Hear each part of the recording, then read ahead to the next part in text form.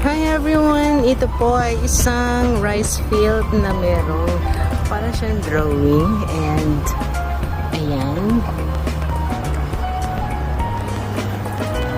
Ito po ay mga puro siya rice. Ito po ay rice field. Tapos ito po ay ayan.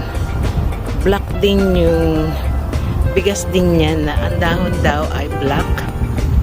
Tapos ayan. Meron siyang tulip na bulaklak and doon sa other side na yun ay parang siyang pusit kasi po ang aming pong ano ay itong aming prefecture